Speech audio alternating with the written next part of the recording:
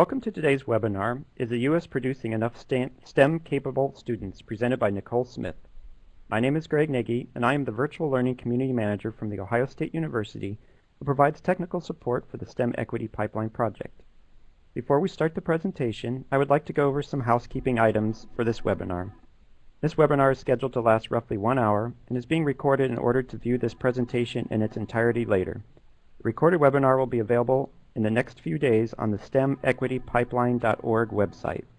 As you've already found out, you'll be watching the presenter present slides through the Adobe Connect interface while listening to them talk over your computer speakers. All the participants' microphones have been automatically muted.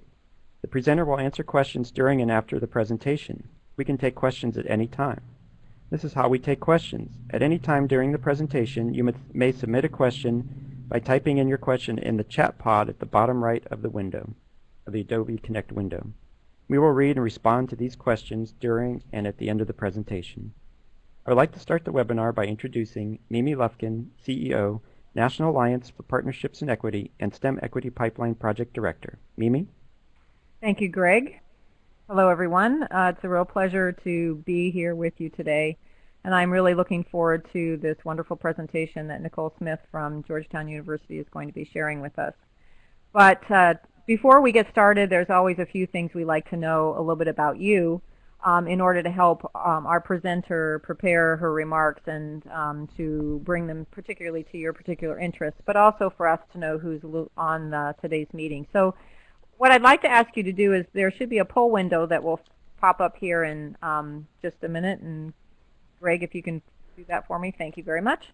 And what I'd like to ask you to do is to go ahead and respond to the poll, which will indicate how you heard about this webinar. One of the things we ask you to do, you'll notice there's some responses there that have chat in a parentheses after the word. For example, it says announcement in another newsletter.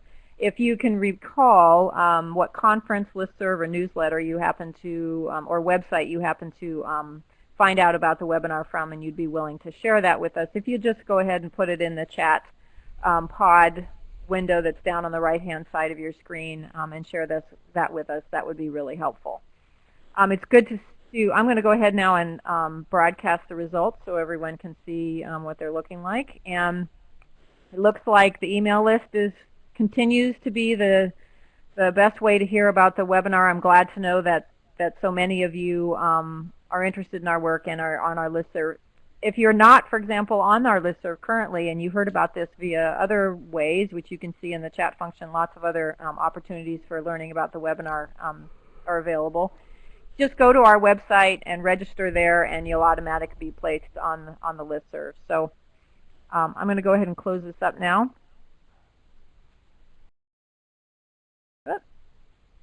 And Greg, thank you very much.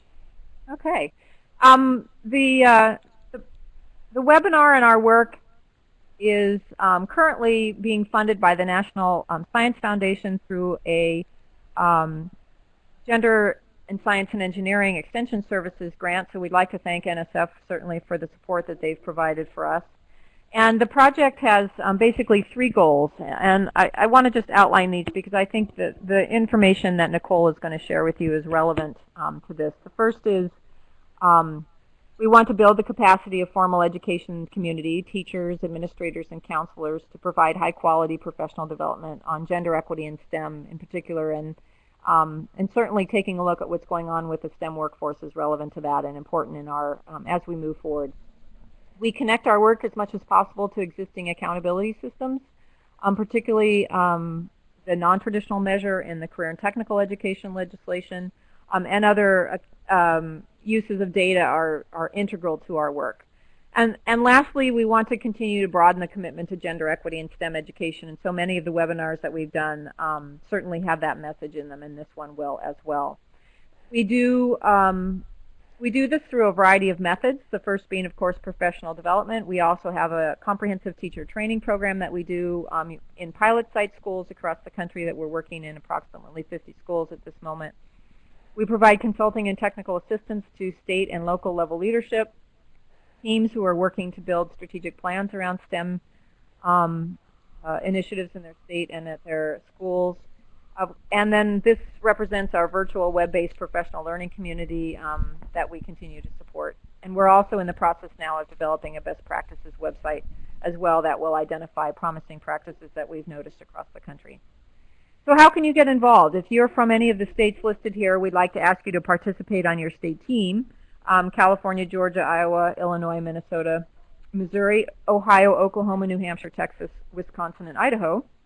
If you're not from one of those states, certainly continue to participate in the webinars, participate in the virtual learning community, and you can go also to our website at stemequitypipeline.org. Lastly, I'm going to ask you to indicate, Greg will put up a poll here about who's participating in today's webinar. If you're a school or college administrator, teacher or faculty member, counselor, state agency staff, or STEM organization staff, or if none of those things defines you, we always like to give people another vote. And I'll broadcast the results so we can see how this is popping up, and Nicole can also see.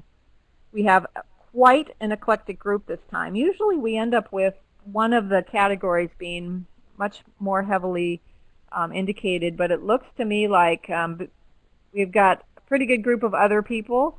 Again, if you want to tell us who you are, you can indicate that in the chat function. That'll help Nicole prepare and thinking about who's on the call. But it looks like school and college administrators are some of the largest category, and STEM organization staff. So I'm going to go ahead and close the poll now. And Greg, you can close this off the screen.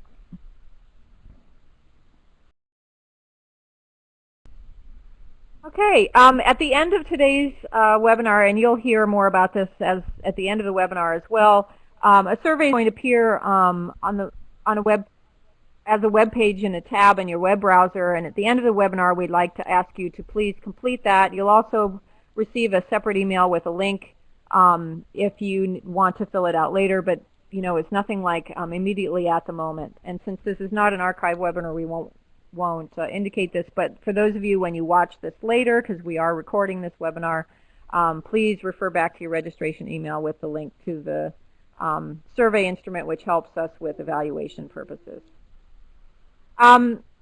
Just to refresh our memories about the question and answer process, two things I wanted to say. Nicole has indicated to us that she's happy to answer questions about specific slides when she's presenting on those slides in particular. If you do have a question about something she's discussing at the moment, if you could please enter your question in the chat function, I will moderate those questions and ask them of her. If there's a question that you have that's more general in nature, you can also add it in the chat function, and we'll save some of those more general questions to the end of the presentation. If there's a question that pops up in your mind that had to do with 3 slides ago or something like that, still enter it in the chat function, and we'll get to it either at the end of the presentation or if there's an appropriate time as we're moving through the presentation. All that being said, we'd love to have you ask questions, so please ask away, and we'll do our best to answer them as we move along. So without further ado, let me introduce Nicole Smith. She's a senior economist at Georgetown University at the Center on Education and the Workforce. They recently released a rather interesting report on the future of STEM workforce, and she has some very, I think, informative things to share with us today. So Nicole, I'm going to pass the baton to you. Thank you, Mimi, and thank you everyone else for participating in this webinar today. One of the first things I would like to point out to you is that we are indeed in 2012. So although my date says February 21st, 2011, I'd like to apologize for that. It's been 2 months. I should at least know the correct year by now. But maybe by November or December I'll have 2012 down just in time for 2013. But just as a little bit of background on the STEM report, we at the Center on Education and the Workforce started working on STEM as part of a larger project, which was, the objective of that project was to project jobs and education demand in the U.S. economy over a 10-year period. And as everyone who's sitting here can imagine, we were, you know, on the tail end of one of the worst recessions that we have experienced since the Great Depression. So everyone was really interested in figuring out, you know, what's going to happen, what is this recovery going to look like, what types of jobs will we require, how would those jobs differ in the future from the jobs in the past? How do they look different? And if if you've been paying attention to the big numbers that come out on the first Friday of every month on unemployment, we see that the economy is recovering. It started to recover. It will continue to do so. The month of January, the past month, revealed much more job growth than expected by many of us economists, and that's really a positive thing. I expect, however, some ups and downs, further ups and downs in the coming months. But our projections show that we will return to full employment by 2018. So just a little bit of background. And by full employment, we mean an unemployment rate of about 5.2%, which is equivalent to the unemployment rate at which people are still settling in, still looking for jobs, still able to find a job easily. There's still a little bit of search time in there, but around 5.2% is what most of us today consider the full employment rate. So that figure is about 2018. So we're in 2012, and 2018 is 6 years away, and that should tell us that it's still a long-ish transition. It's really one of the longest recovery periods that we've ever experienced. So much so we've lost close to 8 million jobs, a little over 8 million jobs, in fact, since this recession began in December of 2007. So the recovery period essentially is not only the length of time it takes for us to recoup those 8 million jobs lost, but also the additional 100,000 jobs or so we need per month in order to stem the tide of all the new entrants, the new people who are going to enter into the job market on a monthly basis. So we're stemming the tide of what was lost, and we're trying to figure out how to create jobs for the new people that enter. So that's going to take us a while to recoup. But out of this general model, we wanted to figure out what would that mean for STEM. And we know that STEM is one of the most important occupational categories. I mean, I think I might be speaking to the choir here somewhat. Most recently, the President of the United States, Barack Obama, hosted his White House a little summit for high school students on STEM, just to highlight the important role that STEM plays in innovation, in opportunity for the U.S. economy. He often talks about us being number one again in science, us being number one again in mathematics, and trying to foster the type of atmosphere that would, encourage kids at all levels, from K-12 all the way to post-secondary, to continue to pursue STEM. And that has been pretty challenging. So part of this report tries to examine the extent to which, the extent to which we have had some success at having students pursue STEM to the long haul, and what are some of the problems or some of the reasons why students don't pursue STEM, and what we can do to stem that tide. So moving on to our first slide, we have some basic summary outcomes from the report. In terms of total jobs, STEM occupations will grow from about 6.8 million to 8 million total jobs in 2018. And just to give you a little bit of context, the U.S. economy today, there are about 142 million jobs. Those jobs include not only wages and salaries jobs, which we often call the non-farm payroll employment jobs, but also self-employed. So we're somewhere around 142 million. And as a fraction, therefore, STEM is about 5% in a pure sense. And this is if we define STEM from an occupational only perspective. As most of you very well know, we can define STEM not only from the occupation that you're working with. A person could be defined as a STEM worker if you have some sort of STEM training and you're working in a non-STEM field. So we often have people with STEM majors who choose to not work in a STEM occupation. We also call them STEM workers. We have a lot of STEM majors and STEM graduates who are no longer in the labor force for various reasons. They're also part of STEM. If we include teachers, and as the Bureau of Labor Statistics likes to do, include also post-secondary teachers in STEM and in physics and science and math, then instead of the 5% that I initially quoted, we probably would get closer to about 20% of the entire population is involved in some way in the STEM workforce. I like to separate job openings from total jobs, because job openings essentially would be job vacancies. What's available to you? I mean, I'm an economist in my job, and Mimi is a CEO in her job, so those are not yet available to anyone. The people who are sitting in this webinar can not yet apply for those positions. So Mimi's job and my job, for example, will be counted as part of the total jobs, but it's certainly not a job opening. So for the people who are graduating, the upcoming graduating class, the unemployed, the people who are actively seeking jobs, then job openings is an important number for us to consider. And we found that over the next 10 years, we will have about 2.5 million job openings in STEM, in pure STEM, including 1.1 million net new jobs and 1.3 million replacement jobs due to retirement. Post-secondary education, STEM jobs tend to be highly post-secondary education intense, and this should come as no surprise. 92% of all STEM jobs will be for those with at least some sort of post-secondary education and training. So you definitely need to go back post-high school in order to secure some sort of STEM job. There are certainly equity issues in STEM, and I think it's this topic is of most interest for this audience.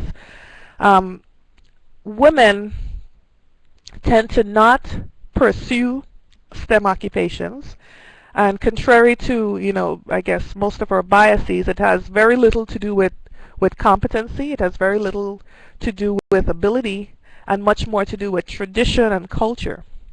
So we'll talk a little bit about why we find that a lot of women and minorities tend to not pursue STEM occupations, or tend to not even pursue STEM majors in the long haul.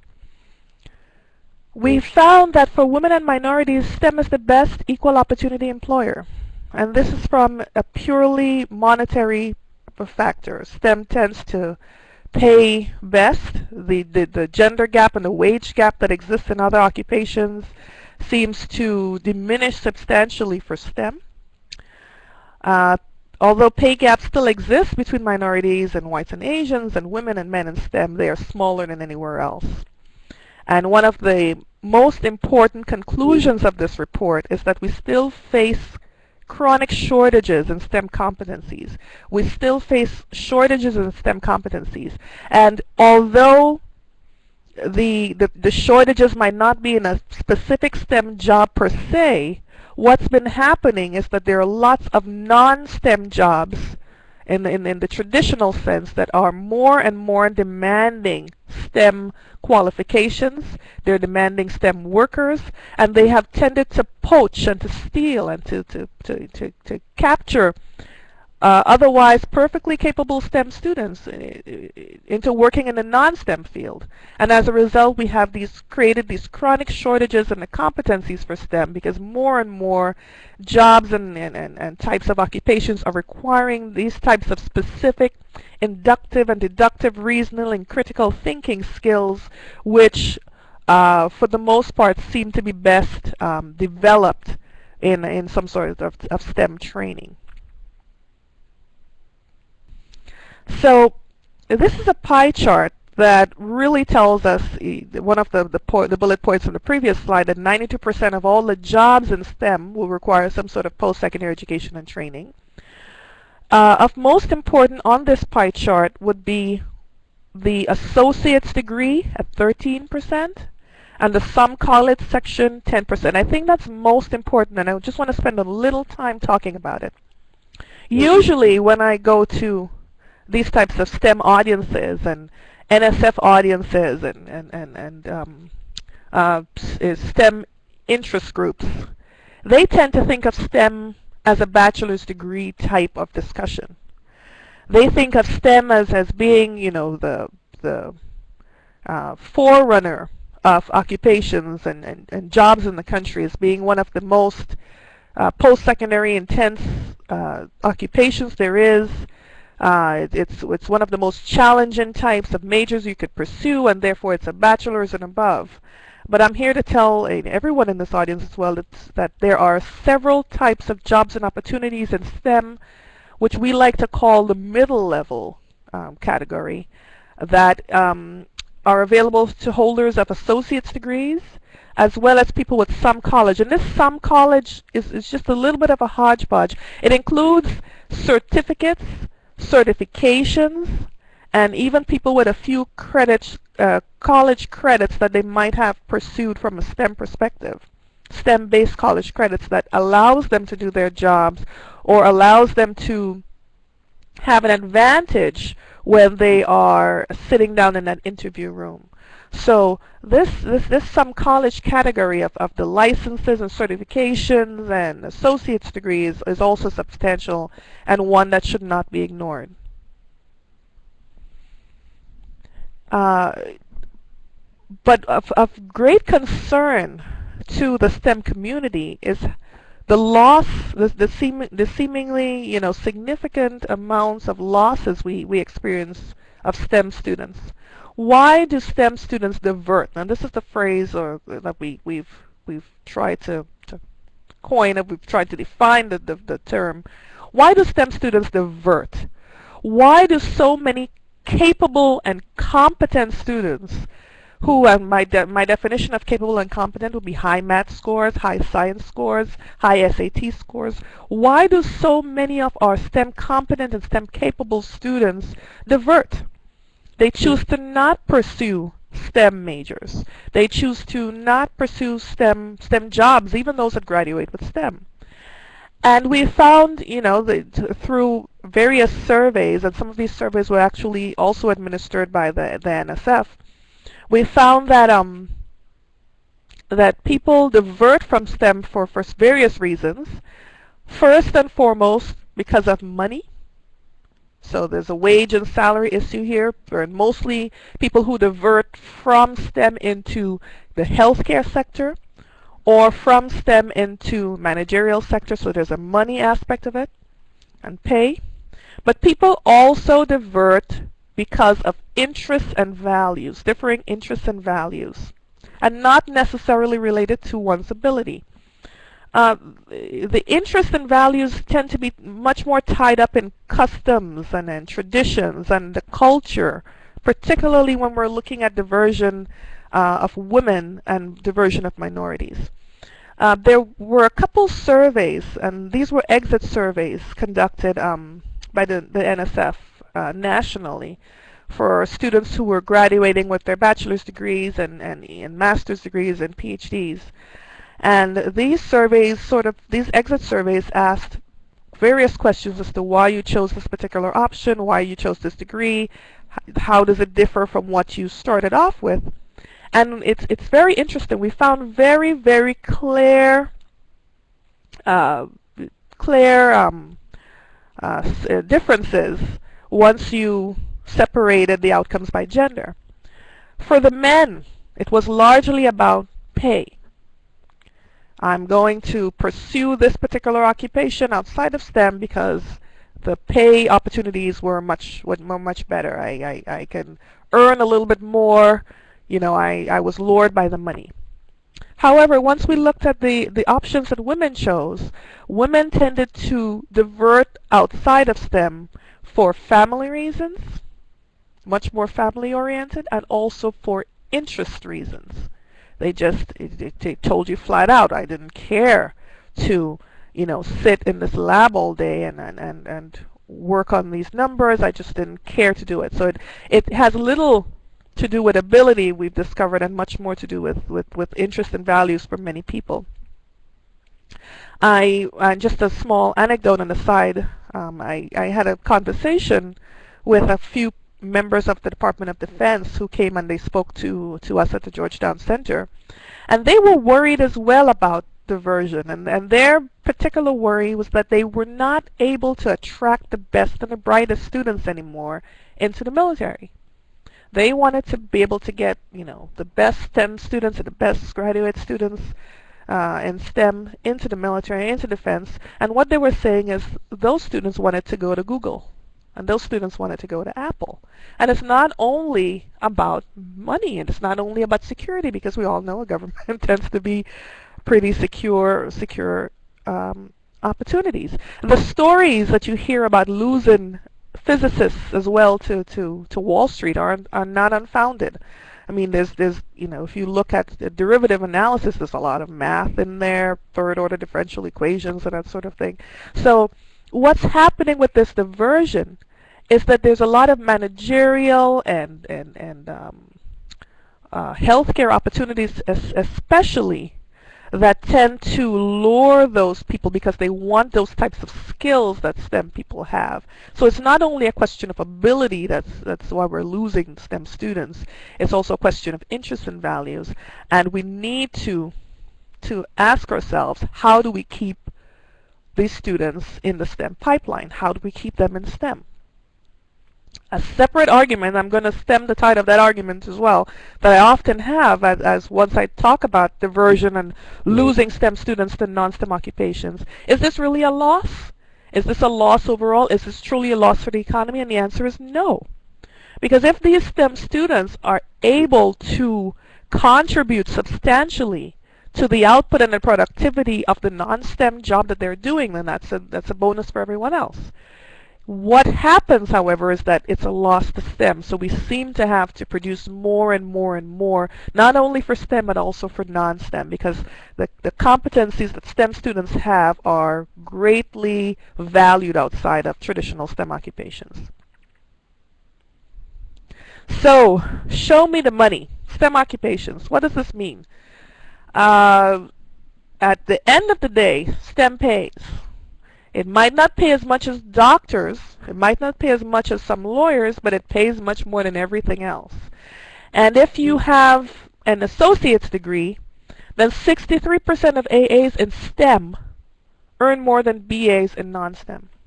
So if you have a STEM AA, you earn more than a BA in a non-STEM.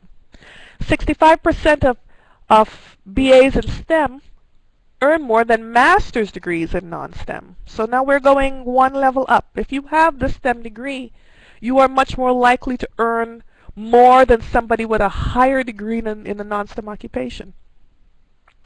47% of BAs in STEM earn more than PhDs in non-STEM. Even those with certificates in engineering can earn more than AAs in business and more than BAs in education.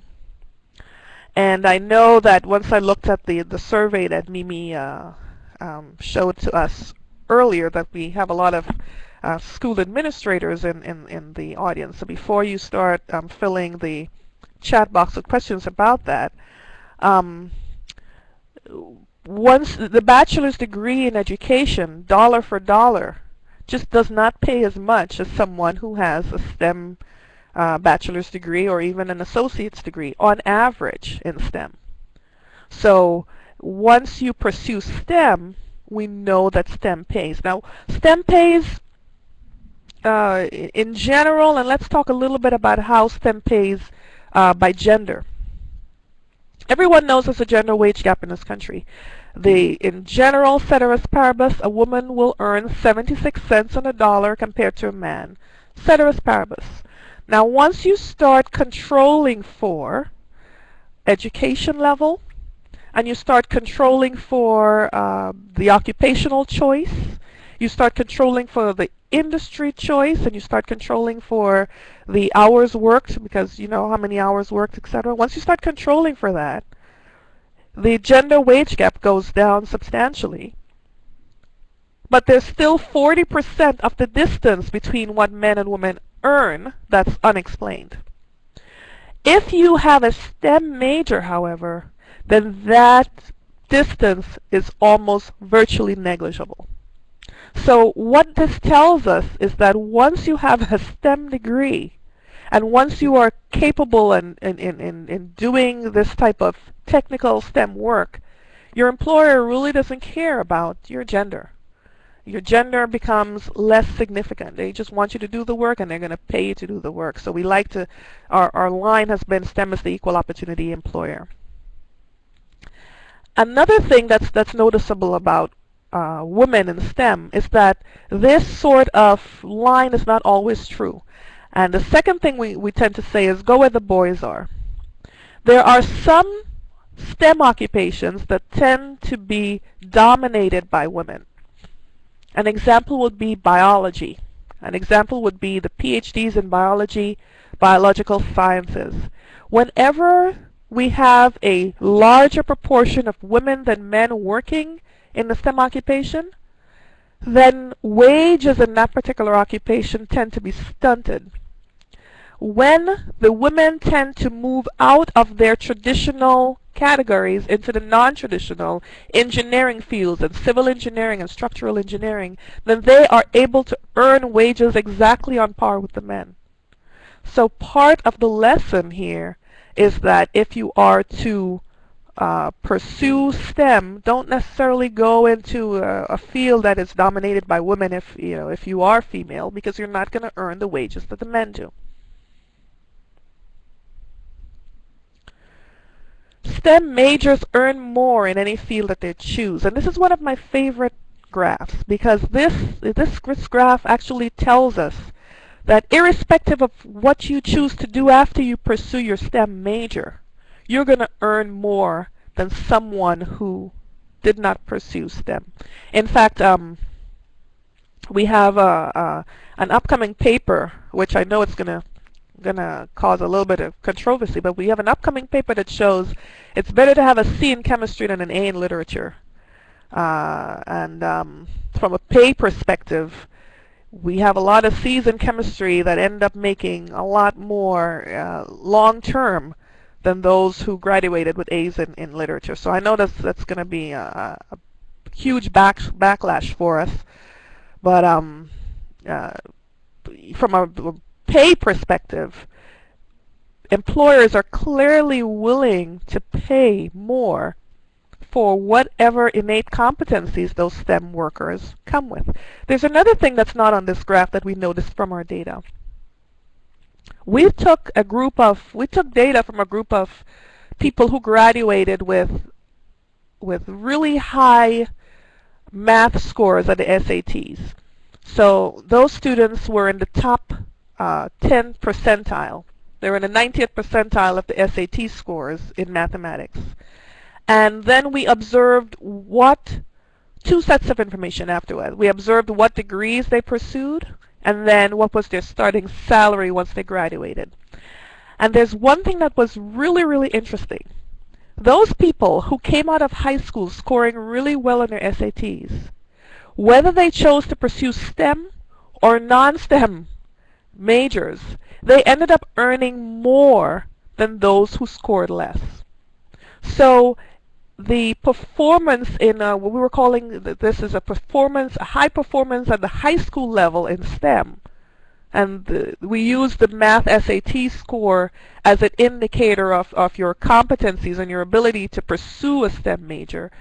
Once you were able to score very well at the SAT level in math, irrespective of what you chose to do in college, as long as you were employed later on, you were somehow able to attract a higher wage. So this is something that's not borne out in this particular graph. We had a limited amount of space for this discussion, but that's something I want you to also ponder and talk to your students about. The very last two bars on this chart talk about the STEM competitors, the managerial and professional and healthcare practitioner jobs. And I just want to talk a little bit about that, because these are the people that tend to lure STEM majors the most. You know, management and healthcare throws it off just a little bit, because they pull a lot of the STEM workers into these groups. And we're not just talking about CEOs and doctors either. We're talking about high-level accountants, auditors, diagnostic technicians. These people who had the basic STEM training and are able to transmit that into a managerial or healthcare tend to earn pretty high wages and take away from those people, at least the pool of people who would have initially graduated in STEM. What about trend over time? To interrupt, but there was a question about this last slide that I thought I should ask now rather than wait. Oh, sure. Yeah. So one of the participants asked, why is healthcare support counted as non-STEM rather than as a STEM major. Can you explain that? Yes. So defined we define STEM as strictly science, technology, engineering, and mathematics. Now, a lot of people, have different opinions as to whether we should include healthcare in there. In fact, someone had once suggested we call it STEM, to include the H in the STEM and include healthcare because of the fact that there are so many competencies that are transferable across the field. So this was just, a decision on our part to separate the two. We especially wanted to separate healthcare support from the healthcare professional and technical, because a lot of the preparation required for healthcare support jobs are very, very different from the preparation required for healthcare professional and technical, and they're not exactly transferable skills. So even if we were talking about healthcare, or we're talking about the types of training and education which can prepare you for a wide range of opportunity, we would definitely separate healthcare practitioners and technical from healthcare support, because healthcare support tends to be a lot less preparation required and sometimes lower level of education required for that job. So it does not directly compete with STEM from the education perspective, neither does it compete from the wages and how much you can potentially earn. And I'm going to go on to the next slide, and you could always, add on another question if that was insufficient. So now in terms of over time, what about the trend over time? And here's a pet peeve. I mean, I have a bunch of engineers. If we have any engineers in the audience with us, engineers always say their salaries didn't rise over the last 2 or 3 decades as fast as doctors. Well, sure, it's true. And the analogy I like to use is The Biggest Loser, the television show The Biggest Loser. And when you look at The Biggest Loser, they never compare, person A, person B. They never say, okay, you lost 20 pounds, you lost 25 pounds, therefore 25 pounds is the winner. They compare how much you lost based on what you started with, so the fraction, the percentage, in order that we can have some sort of balanced discussion. Engineers tend to start off really high. Engineering wages tend to start off relatively high. I mean, a person who graduates with a bachelor's degree in engineering can start off in the 80s and the 90s in today's dollars. So therefore, the increase over time is going to be much lower than someone, say, who might start off in the 50s or the 60s. If you move from 80 to 90, the percentage change is really different from the 40 to 50 percentage change. So what this graph is supposed to show you is that if you look at the first section of the STEM workers were able to increase their wages over time. Certainly not at the rate as STEM competitors. If you look at healthcare practitioners and managers, you see a much larger distance between the first year, the 1980s, and then the right bar, which is the 2000s. But the major purpose of this chart is to compare STEM to non-STEM, and just to again make the plug that STEM pays. If you take the stress in high school, if you want to think of it that way, and you study and you work really hard in these STEM occupations, irrespective of what you choose to pursue long term, whether you want to pursue a STEM job or a non-STEM job, it pays. I have another example. I went to a meeting where we had a couple people from Citibank, managers from Citibank, who were interested in STEM students. They were at a seminar and they were trying to lure some of the bachelor's degrees in engineering into their management trainee programs. And I was speaking to a couple of those CEOs and those interested groups and saying, why are you stealing the STEM engineers? And why aren't you stealing the BA engineers, and why aren't you stealing the BA in management?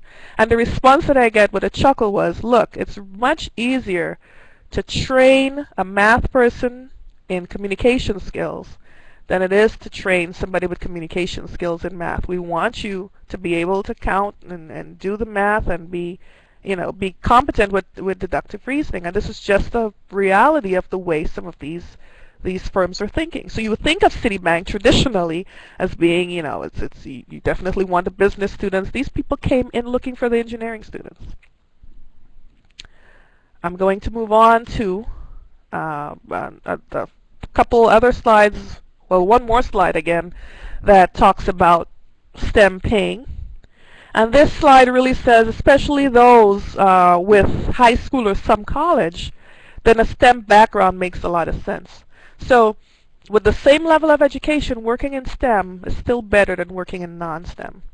I want you to look, if you can look at the left blue, dark blue, and you look at the high school or the some college category, then you get 75% of people with a high school education and a good STEM background can earn more than those who don't have a STEM background.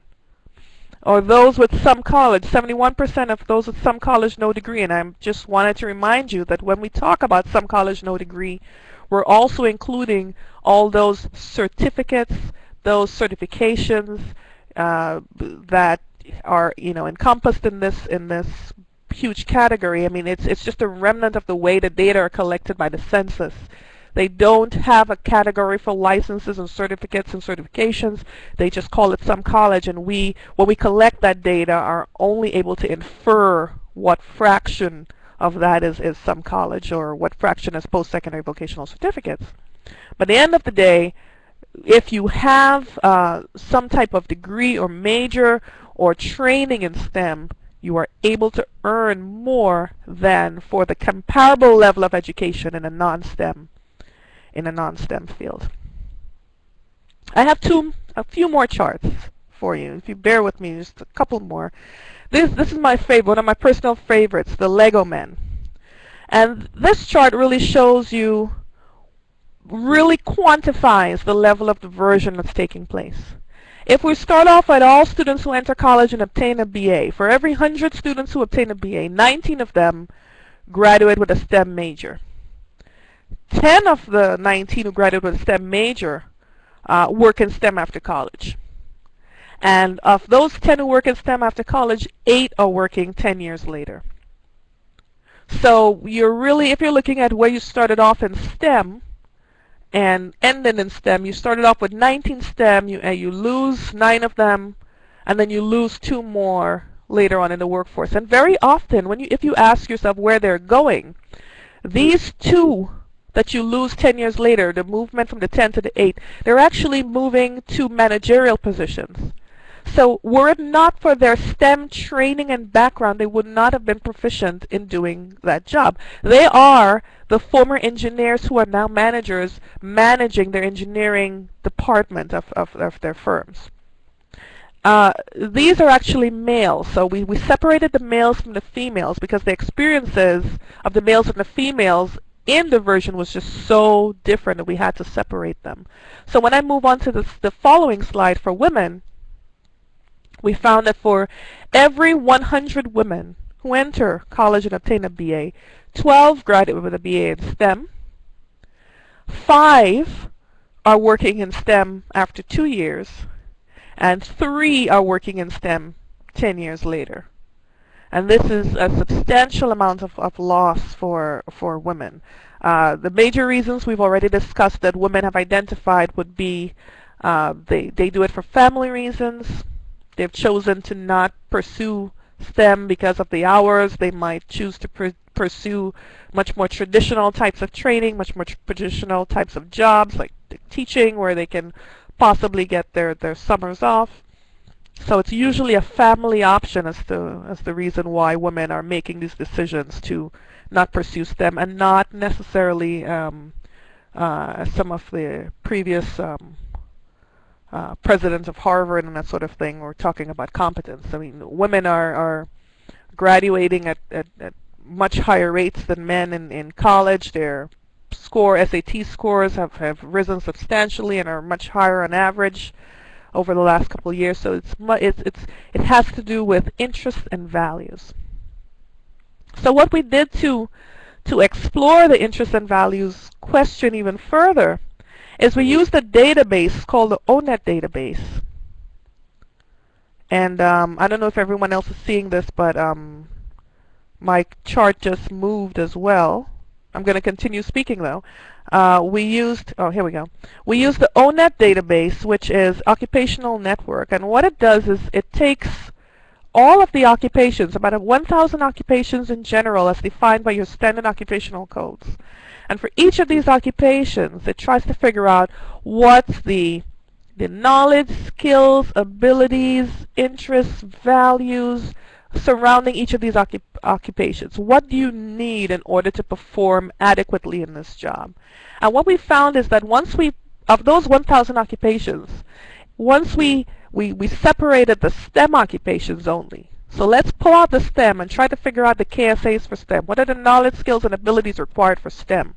What are the work values and interests required for STEM? It's really interesting. What came out of here is that the people who are most successful in STEM and the people who tend to perform well in STEM and pursue STEM and stay in STEM for the long haul are those whose interests and values coincide with the types of things for the job required for the job. So the work interests associated with STEM we found were realistic and investigative. The work values were individual achievement, independence, and recognition. And the students that valued these types of things were the ones who were able to pursue and persist in STEM at much better rates. The other types of interests that were available were artistic, social, enterprising, conventional. As you can imagine, and I guess it fulfills all of our biases, artistic came up very, very low on the STEM requirement.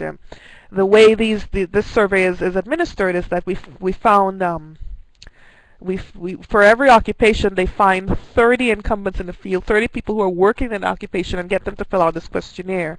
And most of them totally ignored artistic and social and those types of interactions as being relevant to their job. Once we get to work values, individual achievement, independence, and recognition were first and foremost for STEM. And again, the other types such as support and relationships were, less significant for the STEM workers. So to sum up the findings of this report, I would like to say that, we found that what has happened through the years is that STEM as an occupational category has become much more important, not because of the size of traditional STEM occupations per se, but mostly because a lot of non-STEM jobs tend to desire a lot of the capabilities and competencies that STEM workers have. And so the demand for STEM competencies now extends far beyond what the traditional STEM job requires. You find, therefore, many people who graduate with STEM majors might choose to work in non-STEM occupations because of various reasons, because of the wages and salaries that are offered in the case of healthcare and managerial opportunities that poach STEM workers, but also in terms of different interests and values. So therefore, we find that in order to really reduce the shortages that we experience in STEM workers, we definitely need to find more and more students in STEM. We need to lure more and more students in STEM. We need to find ways of getting more and more students to persist in STEM so that for every 2 or 3 we lose, we would have, an additional 2 or 3 to actually fill those STEM jobs and those STEM roles long term. Thank you. This is the end of the presentation. Thank you, Greg? Nicole. That was excellent. Thank you. Can you hear me, Nicole? Yes. Yes. Yeah, it was okay, good. It was very good. And the chat has been flying. So I have quite a few questions I'd like to ask you before we finish. In a few minutes we can do this. And I may not get to all of them, and some of them we may be able to respond to later. But back to the slide where you had the various sort of sectors of STEM, and remember the question we had about healthcare support. There was someone was wanting a little more clarification about what types of occupations fit into that particular category. Were those, like, for example, orderlies, or are we talking about nurses there? No, no, no. Sorry. When we talk about nurse, maybe you can explain, what occupation fits in that category. Okay. The healthcare support categories is much closer to the orderlies. Professional and technical would be the nurses. And I can actually give you an example. If you bear with me, I can give you a full list of the types of occupations that we define for each of these categories. Let's see if I can find it here. Well, actually, if it's a document, we could make sure that it gets to Greg and he could send it out to the participants, or we could make sure it gets posted on our website along with the archived version of the webinar, and people could go back and take a look at that later. Sure, sure. Yeah, it's much more of nurses' aides and nurses' attendants that are in the healthcare support, and there's a full list of those groups. And the education level that's usually required for that would be some college, perhaps an associate's degree, and sometimes even high school only. When we talk about professional and technical for healthcare, it's the nurses, it's the sonogram technicians, those people who need advanced certificates and bachelor's degrees. And where in that same chart would, like, managers in STEM fields be included? Managers in STEM fields would be under managerial and professional. They will all be under managers. Okay, great. So this is the field that they choose is the category on the y-axis. Right. All right, great. I'm just scrolling through the questions here because there's quite a few of them.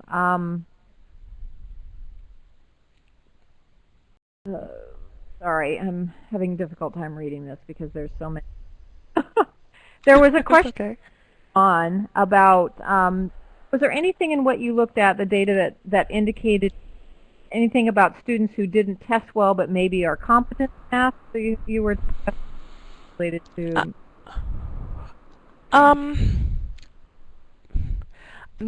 Not in my data per se. But I do know of another group of people, Brian Fitzgerald, and they are the Business Higher Ed Forum.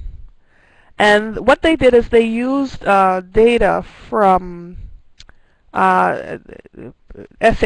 They had a bunch of SAT score, and they separated a group of people who were STEM competent, STEM capable, and STEM interested. And they had sort of a quadrant. It's a really beautiful, I have to say, it's a beautiful quadrant based on people's scores.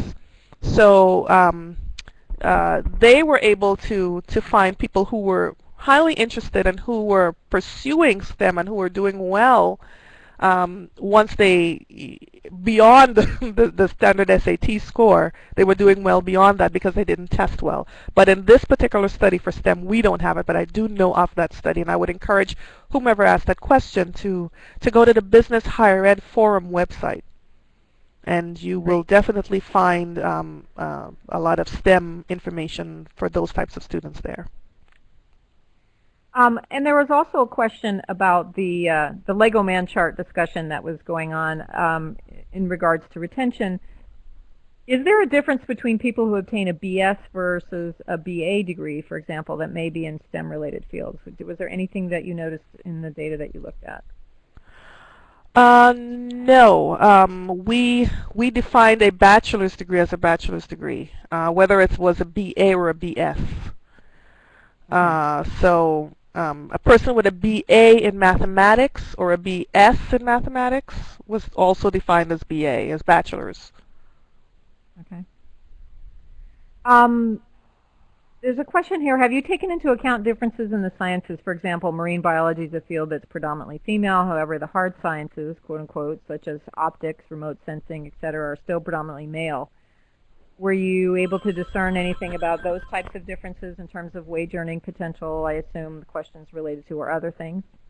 Yes, and what we were able to discern is that any field that's female dominated, especially the example given, biology, the wages are lower. I think I spent a little time talking about that, saying that, you know, the wages for women in biology were much lower, go where the boys are. We found that if for the women who worked in civil engineering and structural engineering, they were able to earn wages that were comparable. But definitely biological sciences, wages are stagnant, suppressed, much lower, not on par with a lot of the other STEM categories for similar levels of education and training. So that's a pretty good observation, and it's true.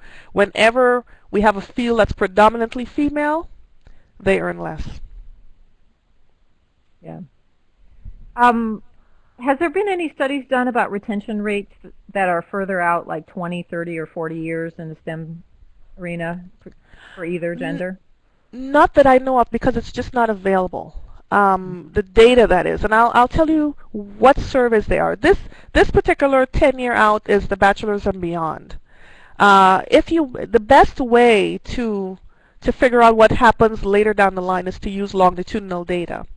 And the longest of the longitudinal data we have in the U.S. is actually two surveys. It's either the PSID, which is an income dynamic survey, and there's the NLSY, which is the National Longitudinal Survey on Youth.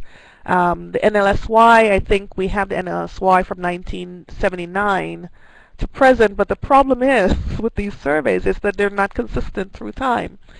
So from 1979 to now, they've changed the occupational codes so many times, the standard occupational codes, that what was defined as an engineering technician then is now in another category. So there's problems with longevity. There's also problems with, you know, when the wages and salaries, in some surveys they're actually recorded, and in some surveys they're not recorded.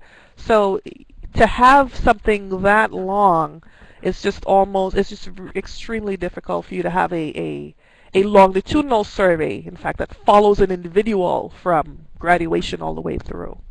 Mm-hmm.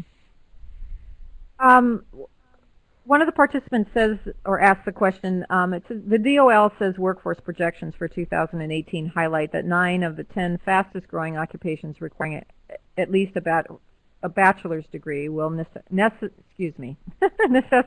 significant scientific or mathematical training. Does this match your findings? Do you want me to ask it again? You may see it. It's one of the last questions. It does. It does, in fact, match our findings. And, you know, without going into much detail, we often differ sometimes in not the DOL, but the Bureau of Labor Statistics specifically in how they define the education required for a particular job. We tend to think that they underestimate some of the education levels required, because we tend to go with not only what people ask for, but what the incumbents have in a particular job. If 90% of the people have bachelor's degrees in that job, you know, and they're saying that the job only requires high school, we tend to say, look, it might say high school, but they're only taking BAs now for whatever reason. Mm-hmm. But more of these jobs and more of the fastest growing jobs are post-secondary intense. Mm-hmm. The fastest growing jobs are usually, and then they're in healthcare. Healthcare practitioners are amongst the fastest growing. They're in STEM, and they're in professional and business services as an industry, and they're all very, very post-sec intense. Great. Well, Nicole, this has been very, very interesting. There've been lots of questions that unfortunately we haven't been able to all of them, but I do know that there was some good sharing going on in the chat function there. People were providing their opinions about things as well as sharing resources that they've learned about. I wanted to let everyone know that the report that Nicole was talking about in this presentation is available on their website. All you have to do is Google the Center on Education and the Workforce at Georgetown University, and when their website pops up, I think the report's highlighted on the cover on your homepage, if not certainly easy to find. We will also post an archived version of this webinar on our website, and the resources that were discussed here that you mentioned we'll try to track down and also put them as links on that section of our website, and that's available at stemequitypipeline.org. Nicole, I want to thank you again for this great presentation. We appreciate your time and energy, and also to Freda Walker and Greg Nagy, who in the background have been managing today's webinar. And I'd like to turn this back to Greg to close and give you a few housekeeping items. Okay, thank you. Thank you. As Mimi said, thank you, Nicole. As Mimi said, this will be available on our homepage soon, probably by tomorrow. And we also put it under our the professional development heading on our website under STEM Equity Pipeline Archived Webinars. And again, that's at stemequitypipeline.org. And we'll have the other materials there as well.